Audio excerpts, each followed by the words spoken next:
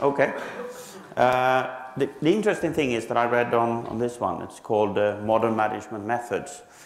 And the funny thing, doesn't seem to be very modern, because I'm the only one of the speakers who doesn't have a Twitter account.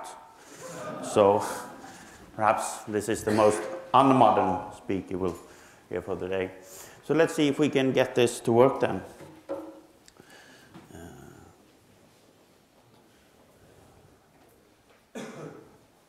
Good. So, when you received the invitation, you saw that Bjarte Bogsnes from Statoil was supposed to have this speech, and unfortunately he can't be here, so I'm taking over. I am from Sweden. Sweden and Norway was actually one country until 1905, where we split up. It didn't seem to be a very bad decision at that time point, because Norway was a poor country with, you know, a bit of farming. But in the 1960s, I mean, this happened to Norway. They found oil. So it seems like a very bad decision these days. I mean, if you go up to Oslo, the capital of Norway, I mean, Swedish people tend to be working in their hotels and restaurants and bars and stuff, and they are the wealthy ones these days. Another funny thing is that you have a football team here in Bologna. You actually have a couple of Swedish players, and one of those Swedish players is brought up like 500 meters from where I used to grow up, which is funny, as a football fanatic for me. Erik Friberg, he came sort of mid-season, I think. Probably none of the, it's not like well-known as Zlatan Ibrahimovic or something like that, but he seems to be doing well. And there's other guy, Mikael Antonsson as well, who used to play for my team back home in Sweden. Okay, so my background then is, and why I'm talking about beyond budgeting, is actually because I was head of budgeting at AstraZeneca, the global R&D head of budgeting. I mean, I had another title.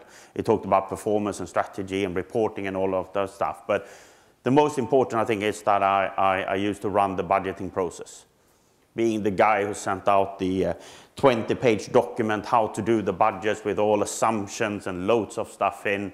And everybody was eagerly awaiting them 4 or 5 times per year and stuff, and we spent loads of time.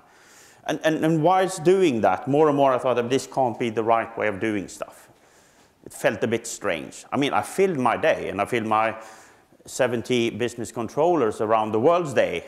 There were quite a number of hours, but it didn't feel way. Did we actually perform, or did we actually drive performance through this process?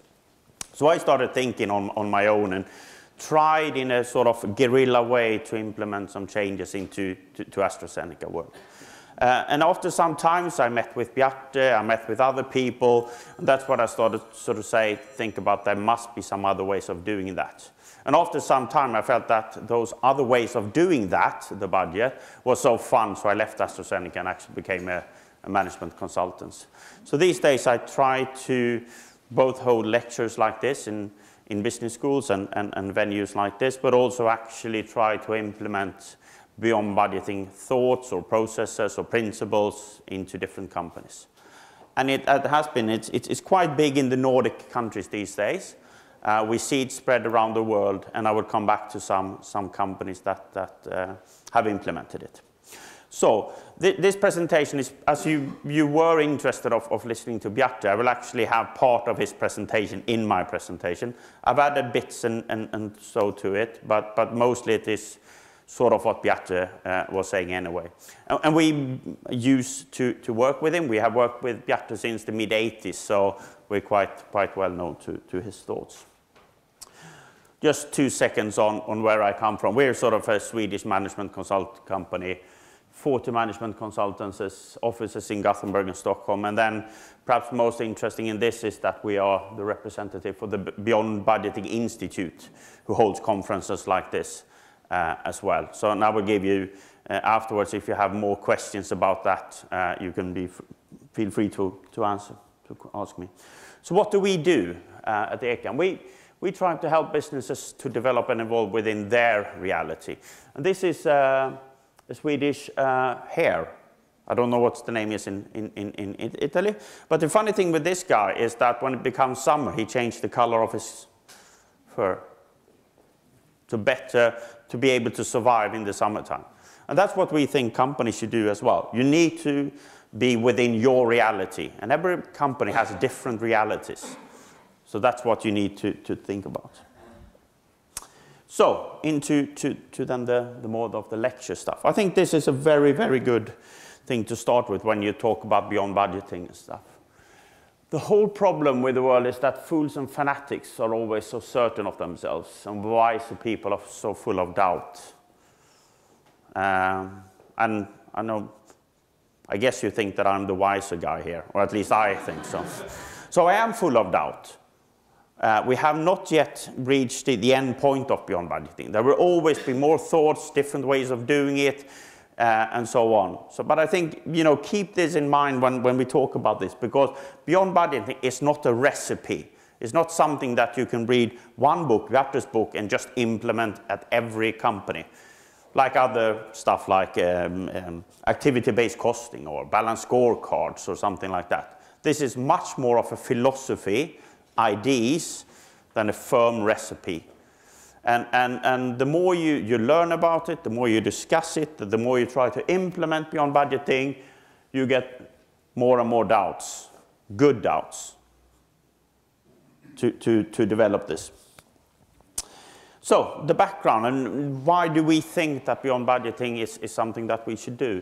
I mean, this is from a Swedish CEO of one of the big Swedish companies. They own sort of Ericsson, Electrolux, and many of the big Swedish companies.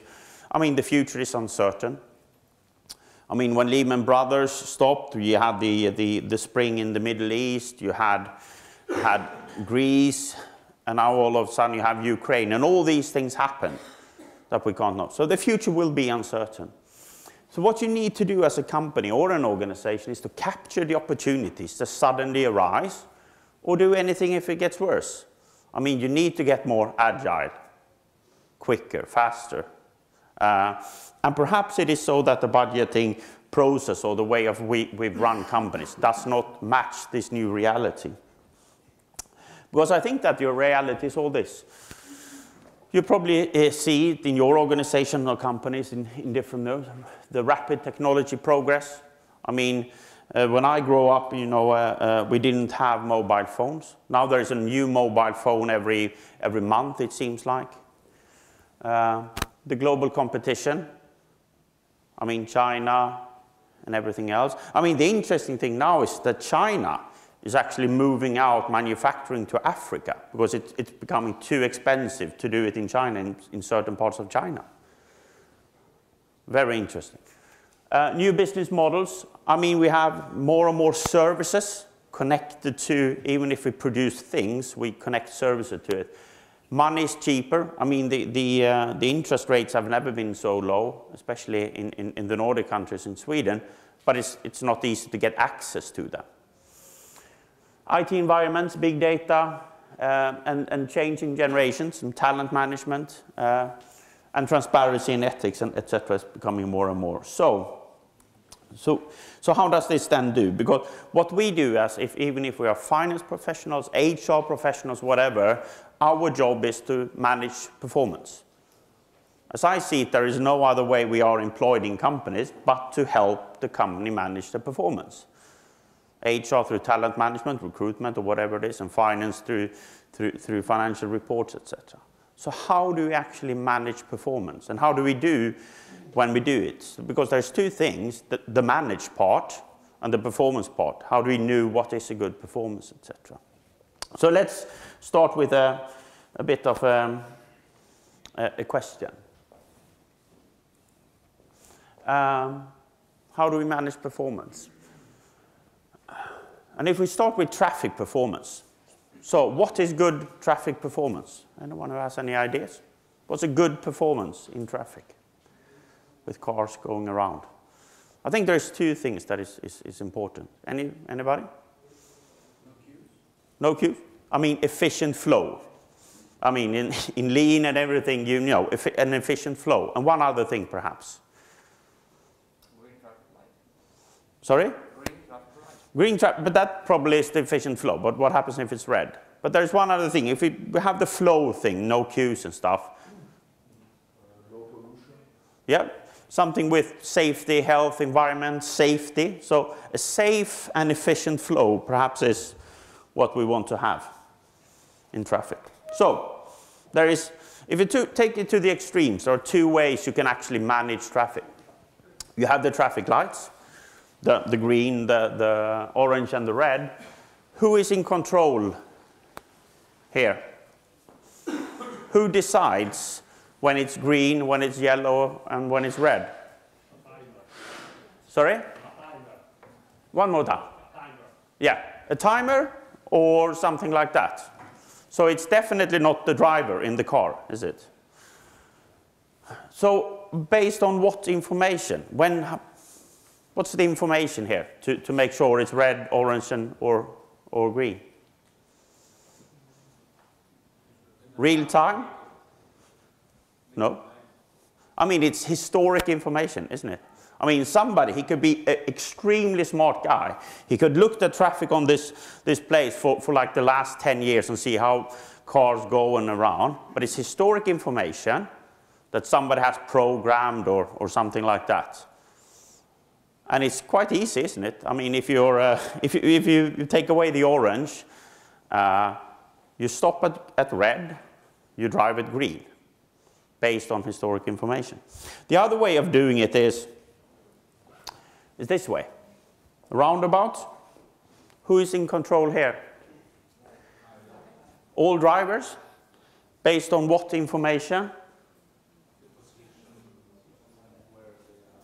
Right now, real-time information. They have to look to see what's happening. Nobody else than the driver. So there's two ways of doing it. Which is most decentralized, which is based on real-time information, etc., is probably quite sure. And perhaps we can see this as two management models. Historic, rule-based, with the traffic lights, real-time, decentralized with the roundabout.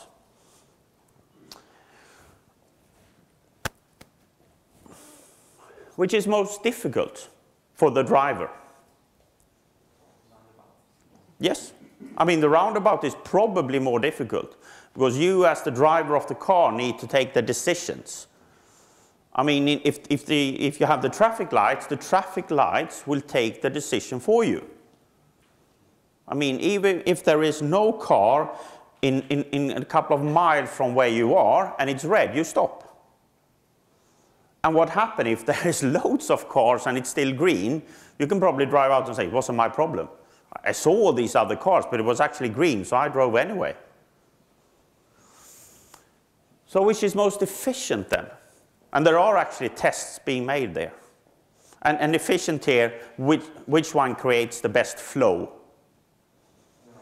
The roundabout. I don't know if you have seen Discovery Channel. There's a show called Mythbusters. They actually tested this one.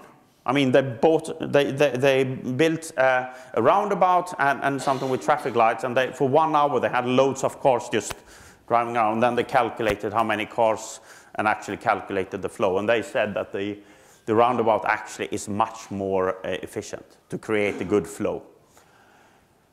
But the last one is quite interesting. Which one are values or how we treat each other most important? The roundabout, isn't it? Because the roundabout will only work if we have the same values. Cars coming from the left, at least in Sweden, has to go first, and then you do it. You have to look. You have to be aware of what everybody else is doing. So perhaps it is so that the roundabout is more difficult. And I think that is one very interesting learning, is that it might be so what we are trying to do is more difficult in beyond budgeting or lean or whatever agile management models we are trying to implement. It is actually more difficult. The other one are rigid, but quite simple. I mean, green, go, red, stop. And if you think about budgets, I mean, it's the same. Do I have a budget? Green, do it. Do I don't have the budget? Red, don't do it. I don't have to understand what other departments are doing, what the environment is doing. I just have to go red and green, and then I manage my organization through that. So, I mean, our view is that we have companies that have for, let's say, at least 100 years, since Ford and Frederick Taylor and Max Weber and those guys, been running companies with a traffic light system. And perhaps we need to change that into a roundabout system. There is very interesting, if you've been interested, Gary Hamel and Julian Birkinshaw and others talking about management innovation. I mean, if we've done product innovation and everything else, perhaps what's left for companies to succeed is management innovation. And I mean, there has been loads of management innovation. I mean, Ford in the early 19th century, when he did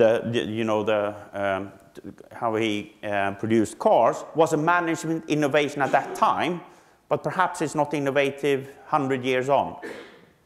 Or how we did the budgets, who McKinsey sort of implemented in the early 20s at DuPont, perhaps that is not longer innovative enough 100 years on. It probably looks a bit different, the reality or the environment. So we think that we need not only to be innovative in terms of products and services, we need to be innovative in how we run companies, how we manage companies, how we make companies make good performance. So, but how do we actually lead then today still? I mean, we have business environment, could either be stable or dynamic. And we have the people, theory Y and theory X. And this is not generation X that we've heard about. So this is Douglas McGregor's, where theory X is you have to have carrots and sticks with people. You have to make sure so they don't do anything bad. Or theory Y is that people actually want to do good things for the company and stuff. So where are the management models we have today? And my belief is that we actually are down here.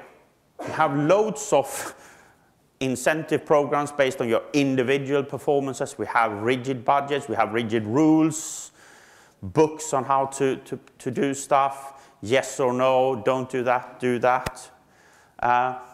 And we still think that the world is quite stable. I mean, many companies still do quite long-term budgets. I mean, when I was in AstraZeneca, I did the budget for 10 years. It had sort of, for the data points for that 10-year was sort of, I calculated them, it was like 2,800 data points, 10 years ahead, that I needed to have a budget or a forecast on. I mean, it was impossible. It was just rubbish. We probably spent half a year producing that budget. We had 47 different versions of it before we came to the conclusion. And why did we have 47?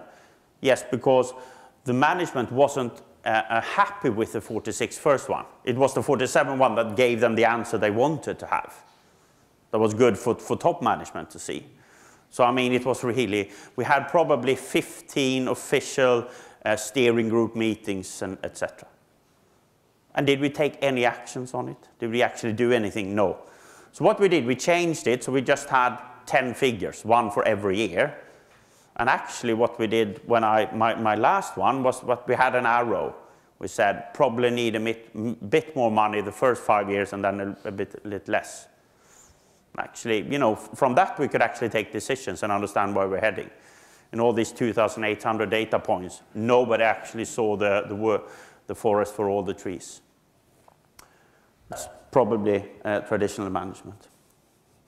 So, where do we need to go then? We probably need, because the traditional is rigid, it's detail, loads of detail. I mean, I've run budget processes, and the number of details in them are fantastic. By account, by month, for hundreds of cost centers. By account on travel by car, travel by train, travel by aeroplane. I mean, it's incredible, and by month. Annual, it just stopped 31st of December. And here is a tricky one, which I actually took quite some time to grasp the first time I heard it. There is this financial controller, he's speaking to a fisherman. And the financial controller asks the fisherman, so how do you work? What's the flow of your work life? And he said, I go out and I fish for 5 months. I earn enough money, and then I go and stay with my family for 5 months.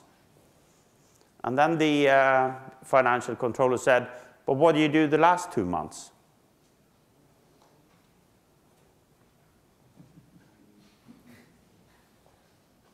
Just like life stops after 12 months. Why is life 12 months? I mean, after 10 months, he started a new 5-month period, of course. But it took me really, first time I heard it, I was just, you know, of course you need to ask that question, what does he do with the last 2 months? But he just starts another 5-month period, of course. And after that, another 5-month period of being home. So, we're so annually driven. And that does not mean that we have, of course, people within the finance department that needs to have an annual calendar. I mean, the guys working with tax and some sort of annual reporting, it makes sense. But not to drive performance. That is a very, very different thing. So we often try to mix what governments and policymakers need to make sure that we have a 12-month period with how we try to manage and drive performance in our companies. And they are two different things, I see it as. And perhaps that also has an implication on how we build financial departments, one of my specialty as well. Perhaps we should separate the guys working with the management of the performance to the guys doing the tax and statutory reporting. I don't think they have anything in common these days, or not so much at least. Rules-based micromanagement, red light, green light, centralized command and control. We need to, if we think that people will fool us, of course we need to control them. Of course, I mean it's a good thing. I mean, but if we don't think that they will fool us, why do we need to control them? I mean, there is Bjarte's friend, actually, he's a pilot. So he's a Scandinavian airline system. I mean, he actually can drive this. He probably has 100 to 200 passengers 2 or 3 times a day in an aeroplane. I mean, we give him quite a lot of trust when we put ourselves into that aeroplane. But there is this book on how many shirts he can have, or how many times per week he can put in the shirts to have them cleaned. There's a very rigid stuff there. And why is that? Because the CEO of this airplane company, he cannot do the airplane. He's not a pilot, he's not a trained pilot. But the one thing he can do is control them on the unimportant stuff. How many times he can clean his shirt. So why is that? Do we think he will put in his shirt as many times so the company goes bankrupt? Or will he turn in his shirt whenever it's dirty and needs to be cleaned? I don't know. So, secrecy, sticks and carrots. When I started at AstraZeneca, I worked at the R&D department. So, of course, one of the most important things that you have in an R&D is the projects you work with. And, of course, you had a project list of all the projects you work with. And perhaps you need some prioritization between the products, which is more important than the other. That was secret. It was like 5 people who knew that list, the total list, and the priority. And at the same time, top management was very surprised that people did work with the wrong projects, that they did not understand that this was more important than this one. But it's not that strange because you kept it secret from them. I mean, you had to sign loads of documents and go into a secret room to see it. So of course we had to change it and put it on the first slide on every presentation or on the home page or the intranet side, so people actually could take decision. If they only knew what was most important, perhaps they could actually work with that project and not the other one. But of course, if it's secret, if strategy is secret, if strategy is something that only top management works with, of course, they will not do it. So, perhaps what we need to do is move into something that is values-based, autonomy, transparency, openness, no traditional budgeting. Perhaps the goals should be relative. I mean, you have an input and an output or something like that. Or even just directive. We need to go in that direction. I, as a top manager, in a very big company perhaps does not know all the things you need to do to get there. But as long as we are sure and we are knowing where we're heading, you do it. You probably know it much better than me. Dynamic planning, forecasting, and resource allocation. Why annually? I mean, sometimes it probably has to be more than annually, or sometimes less. It's very different. I mean, if you look at Statoil again, they have oil trading. I mean, the oil price changes every minute, more or less. So why even try to do something planning that is more than a week ahead or something like that? And then you have, when they build these oil platforms, it probably takes 10 years from, you do the first investigations to the platform is built, and that platform probably then stands there for 25 years or something. Why even try to do quarterly stuff on that one? Perhaps just think broader terms, is this right? Then you just do it and so on. And holistic performance evaluation. And what we mean with that is that we're very used to have, the one thing that you're measured on is your budget variance. I mean, if you had 10 in your budget, you had cost of 9, good. If you had cost on 11 and a cost budget of 10, bad. Holistic it's two things for me. It just looks into much more of why did it become 11 or 9 or whatever it is, and also how did you do it. So it's not only the what, it's the how, which is very important. I will come back to that a bit more. So we're talking a lot about budgets, and I think why we do it is an easy way to start thinking about beyond budgeting. Beyond budgeting is not all about budgets or taking away budget. It's much broader. But the budget sort of amplifies so many other things. So that's why it's a good starting point. I mean, the budget is loads of things. It's getting available means. Perhaps sometimes it's a forecast. It's to allocate funds. Sometimes it's an operational plan, framework and guidelines, spending plan, and sometimes it's a target. When I worked at AstraZeneca, I was then heading up the global R&D. And when we got, before each quarter, we got an email from the CFO saying, "Dear Mr. Olsson, it's now time to start the quarterly update for R&D. Your forecast for the next quarter is," boom. So I was to spend sort of 1.5 months with my 70 or 80 financial controllers to get up with a number he already knew.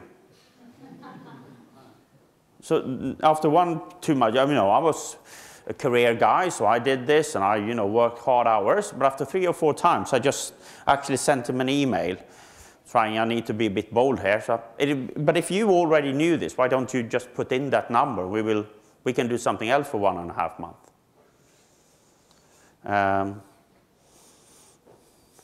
I actually got a prize for that email. He was, I think our CFO was AstraZeneca at that time. Unfortunately, it's not there. It's really good. I got a prize in a bottle of champagne. Because that was the first time he said somebody really challenged how to do it. We actually had a chat about doing the 1-day forecasting for all the company. But let's put in 5 or 10 good people in the room with some papers and pencils, not even a computer. We could probably come up with a very good forecast. And we had a couple of hundreds, if you took not only R&D, a couple of hundreds of business control. Well, really smart people, earn loads of money. But if it's only a forecast or a number that he was going to tell the market, we could probably do it in half a day. No problem. So I think that is one of the problems. And if you look, this is, it's a couple of years old, but I think it still works. So 2 out of 3 finance executives expect their budgets to be obsolete within the first 6 months. 1 out of 3 finance executives wrote that their budgets were obsolete even before. I usually did my first new calculation of the budget before the January board meeting. We usually had a board meeting sort of 3rd or 4th week of January. Then was the first time they wanted to see a new budget. And we probably sent in the final version, you know, just before Christmas. So after 2-3 weeks, they probably wanted to see something new. Something had happened or whatever it might be. And still we do this. I mean, we spend loads of times in financial departments doing this. And I have colleagues still doing it. They start in June and you can't talk to them until Christmas or something like that. And I think there are a couple of myths with this. I mean, no budget, chaos and overspend. It's the theory X and theory Y. If you don't control people, there will be chaos and everybody will just buy anything. Good performance is hitting the budget number. So what is good performance? So this is 2000 to 2013, you have 70. So this is good to be high. So which year did they have the best performance? 2007? Perhaps. And worst must have been 2010 then. It actually is that the best performance was 2004 and 2008. Strange, isn't it? So what is this? It's the points gathered by Benfica in the Portuguese Football League. 2004 and 2008, they were champions. All other years, Porto won. So what is a good performance, actually?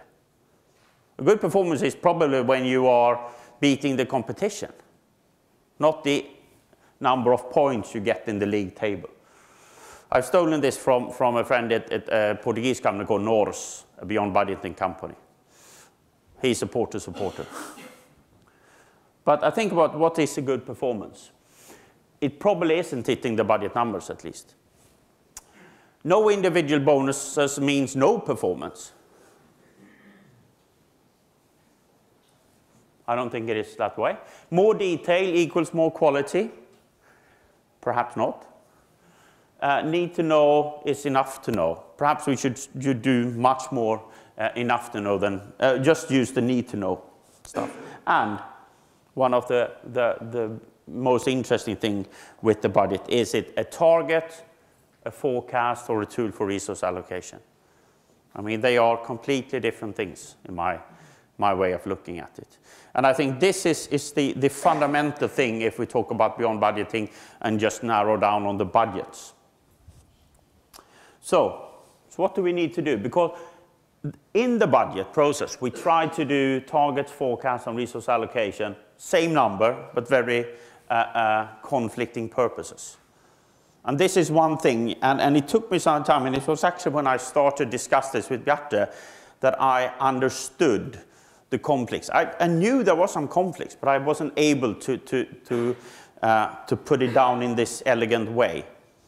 Because this is actually the thing. Because what we should do is separate the budget process into 3 separate processes. Because the target is what we want to happen. That is the numbers that give us long-term survival. What needs to happen, what we want to happen. That is very different from the forecast, is what we think will happen. Very different. And resource allocation should always be based on return on investment. And what is return on investment? Could be net present value or could be any financial numbers. But resource allocation should always be based on return on investment, not how it was last year, or how much money did they spend last year, and they will get the equal amount of money. And how do we know when they need money if something happens? If we're agile, we can't put it into a yearly context. Different numbers. Very, very difficult for a finance guy, because I wanted one number, much more easy to do. But probably we should have at least 2 numbers and then a process for the resource allocation. The one thing that could really, really destroy this is when you come back with a forecast to your manager and he says, that forecast is not stretchy enough. That forecast does not have enough ambition into it. The forecast should not be stretched. The forecast should have no ambition in it. The forecast should just reflect your unbiased view of where you're heading versus the target. Because what you would like to find is the gap between the target and the forecast because that makes the actions, the things you need to do to make sure you reach the target, because the target is the long-term survival. And if you trigger with a forecast, probably you will never see that there is a gap, or you will see it the last week in December, and you will have to make a profit warning. Or you just do, okay, let's trigger with a forecast. We give them a bit of the gap now, we give them a bit of the gap next quarter, and a bit of a gap then. So just play political games with it. So that is a cultural thing that is extremely important, that you cannot have ambition or stretch in the forecast. It should be unbiased.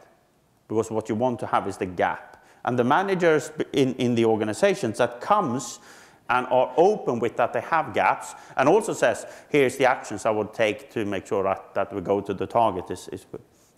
The other thing is that the target and the forecast perhaps does not always need to reflect the P&L and the balance sheet. We will come to that, because the next thing you should do is, of course, improve the different things. Because, as I said, targets should be ambitious. They need to be ambitious. Not stupidly ambitious, but a bit ambitious and a bit stretchy. They should be relative where possible. For instance, cost in relation to income. Much better than having just a cost target. Perhaps it should be service sales in relation to number of trucks sold. Perhaps it should be return on equity or whatever it might be. And the best things, if they are relative in relation to others. Return on equity compared to peers. Not a static number, but compared to peers. If something happens, and we've said return on equity should be 10.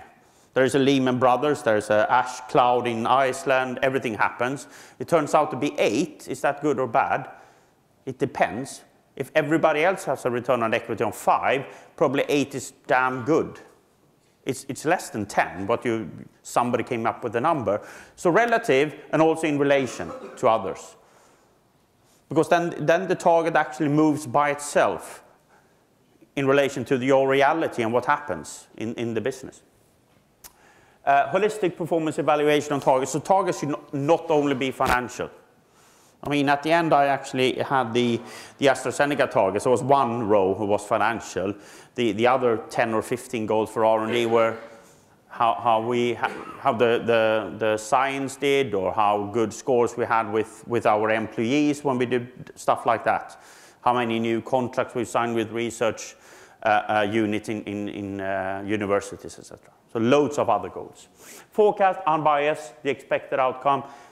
Let's do it with limited details. I mean, don't try to do it too smart. You can probably do it quite with limited detail. Resource allocation, dynamic, no annual allocation. If you go to the bank, you want to buy a new house, they probably won't say, come back in October because the budget, the resource allocation, or we just hand loans between 15th of October and 27th of October every year. Then we fix it, then nobody else can come to the bank. You need to go there when you have a good case. Of course, you need to have toll gates and financial measurements to get the resource allocation, but don't make it that fixed. And as I said, have mandates, decisions, criteria, and trend. So event-driven, not annually driven. Try what types of event, what types of actions do we need to take? And I need to hurry up. So, in essence, if we do this in theory, I think beyond budgeting, two things. It is, on the very easy way, leadership and sort of planning and control, whatever you call it. And the planning and control, forecast, targets, resource allocation.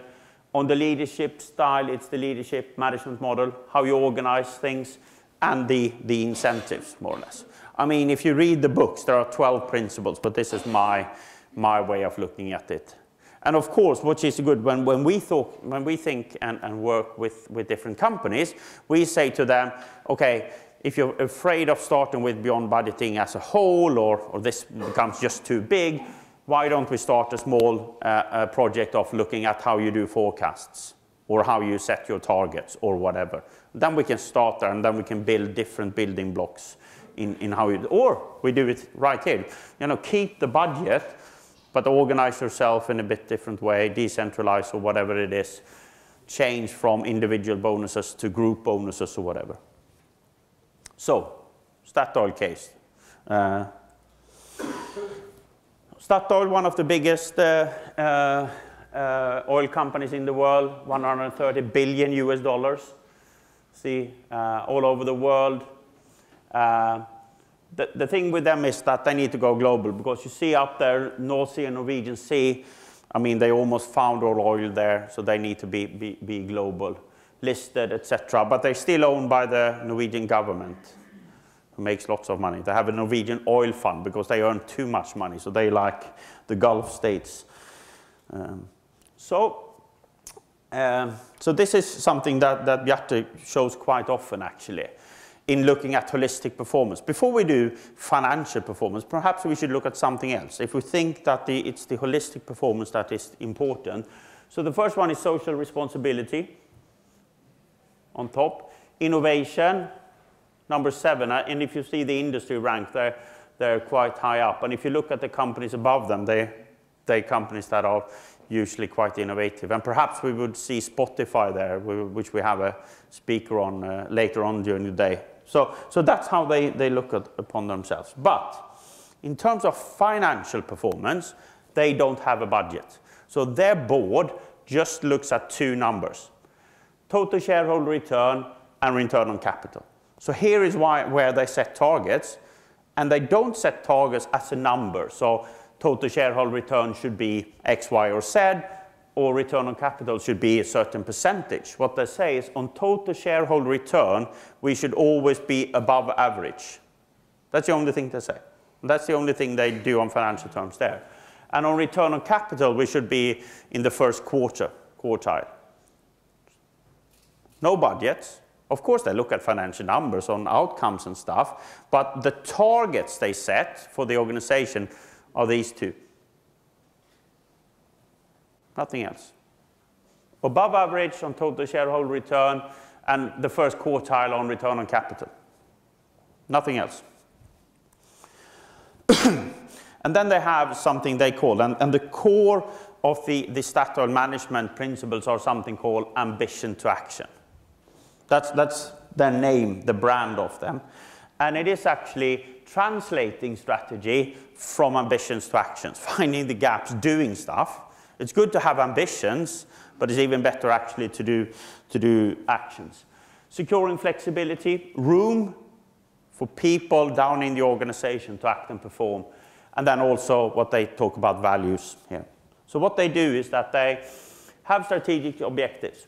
Where are we going? What does success look like? And in financial terms, they've said like success looks like above average return to shareholders every year, and the first quartile on return on capital. That's success in financial terms. And they have the medium term, so they look a couple of years ahead. Then they have KPIs. So how will they look upon this? 5 to 10 KPIs, etc. They have in total probably thousands of KPIs, but every person or group should not have more than 5 to 10. And I think this is very different, because often when we think about KPIs and stuff, we try to make them mathematically sort of be able to go up and down the organizations. They do translate this. So if they have a goal here, a KPI here, I will translate it, I will make it a different one, but it sort of links to the other one. It doesn't have to be the same, just as they are linked. And I think that is very, very different. I've tried so many times to do the smart KPIs so you can, flex them and you can add them on and mathematically and Excels and stuff actually calculate them. Yeah. Actions and forecasts, how do they get there? Very important. And no individual sort of forecasts. So let's see. So here it is. I mean, this is how it actually looks. And we had something similar in AstraZeneca. Where are we going? How do you measure progress? And where are the actions? Quite simple. They have a program for it. We actually had it in PowerPoints because it didn't need to be able to sort of allocate upwards. We did it in PowerPoint. So they have 1,400 of these. And the very important thing here is that you decide if you want to have your own ambition to action. If you feel that the group above you, we can actually use their ambition to action, I don't need to do my own. But if I think we need to make it more granular, we need some more details, we're a bit different, you do it. But there is no one saying all ambition to action should go to this level in the organization or so. You decide if you need it. It's your tool to manage your performance. And then when they do performance stuff, as I said, the delivery and behavior, they have the ambition to actions, the pressure test the KPIs. Was it, ambitious goal, non-ambitious, what happened in the market and the businesses, etc. And then they will also do the behaviors. How have you performed this? Looking at others, and then you get your development plan and the reward stuff. So both what and how. I just have a couple of more minutes, 2, 3. So what they want to achieve is more cost consciousness rather than cost cutting. Cost cutting is, for me, command and control. It's one of the easiest things to do as a CEO and CFO, is to do cost cutting exercises. It's so easy. Building cost consciousness, that is difficult. And do you see the difference between the two? Cost cutting is just, I give you this budget, reduce travel by 10%, it's done. Cost consciousness is something completely different. Event-driven rather than calendar-driven, translating rather than cascading. I need to translate goal rather than your boss tells you what to do. More relative and less absolute KPIs, transparency and secrecy, and simple is not. So, this is the CEO of Statoil, and you can see he's the one really driving this. He needs to be there. There is actually a very good slide also on the CFO when he talks about cost cutting and cost consciousness. They had, of course, problems as everybody else in 2008 and 2009, and they did not put in a cost cutting program in place. He said that would have been too easy for me. I was out there talking about values and good costs and bad costs rather than cost cutting. So loads of companies on a similar journey like this. Handelsbanken up there is probably the gold star. They actually implemented this in 1971. They took away budgets in 1971. The old CEO, he's 95 years old now. He's a very interesting guy, Jan Wallander. And then you can ask, does it help them? So Handelsbanken has been the most profitable bank in Sweden since 1970. They have been the only Swedish bank that has never been bailed out by the government. Through our crisis in the early 90s, and now through the European crisis for the last couple of years. Really interesting case. So read the Handelsbanken story if you have some time as well. And the interesting thing is, it started us as a leadership concept, not taking away the budget was just an implication of the management style. It was not that they took away the budget and things happened. It was by decentralizing and making the branch offices the most important things. So I will not have time to go through Handelsbanken, Aviva, Norse, but just last slide then. Talk about this. I mean, you should not implement this without starting to discuss and talk about these things.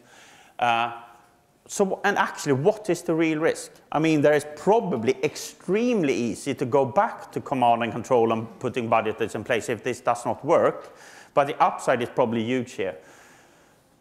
It will never be, as I said with the first one, you get doubts, do to 80% and jump and learn. I mean, that's the only way of doing it, I think. One war but 1,000 battles. There would be loads of small things you need to take away here. And I mean, this is from a financial slide, so I think HR should be definitely involved. This is not a financial thing. It's an HR, finance, and management thing. And the last thing that I would actually think is that in 10 years, I think actually we will have something called a performance department. Half HR, business partner, half finance business partner talking about performance. I think we will see a merger between strategic HR and strategic finance. And last but not least, let's see there. We're part of Beyond Budgeting Institute. If you want to learn more about that, you can talk to me or go into the website and read more about in Bjarte's Sorry, Bert's book. 1 minute left.